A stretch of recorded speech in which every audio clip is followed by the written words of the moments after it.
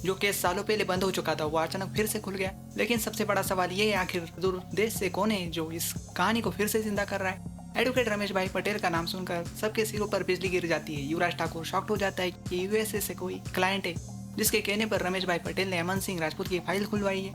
युवराज Thakur advocate Raghav को inform करता है। राघव की भी ये बात सुनकर आंखें फटी की फटी रह जाती है कि एडवोकेट रमेश भाई गुजरात से वापस आ गया है, जरूर एडवोकेट अंजलि की कोई नई चाल होगी। युवराज ठाकुर सजा होने के डर से कांप उठता है। तब राघव अपनी बेटी का सुहाग बचाने के लिए सारी हदें पार करता है, भूल जाता है कि वो उसके बहू से बात कर रहा है और अंजलि की इंसल्ट करता है। अंजलि भी याद दिलाती है कि भूल जाइए कि मैं आपकी कभी बहू थी, मैं एडवोकेट अंजलि अवस्थी हूँ, तमीज से बात कीजिए। अंजलि भी शॉक्ड हो जाती है कि यूएसए से कोई क्लाइंट है, जिसके कहने पर रमेश भाई पटेल ने अमन सिंह राजपूत की फाइल फिर से रीओपन करवाई है।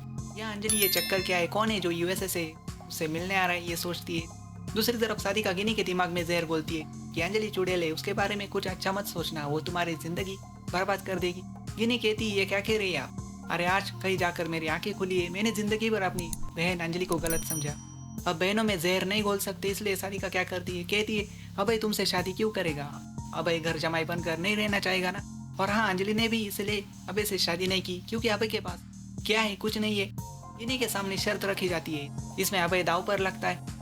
राघव कहता है, मैं जुबान देता हूँ, अगर तुम ये घर अभय के नाम कर देती हो तो मैं तुम्हें अभय सौंप दूंगा। गिनी सानिया की बात नहीं सुनती और वो युवराज में राघव के इस जाल में फंस जाती है। या यूएसए से कोई बड़ा आदमी लैंड करता है और सीधा अंजलि से मिलने बस्ती आ जाता है। पंडित ने पकड़ी आरती की थाली से सिंदूर अंजलि की मांग में गिरता है। जो मंगलसूत्र अंजलि पहना करती थी वही कोई महिलाएं लेकर वहाँ आती है। क्या अमन सिंह राजपूत वापस आया है या फिर कोई और है? क्या रमेश भाई पटेल जीत पाएंगे एक केस? अगर आपको ऐसे ही लेटेस्ट अपडेट्स चाहिए तो चैनल को सब्सक्राइब करना बिल्कुल भी मत भूलिए। Atul talk channel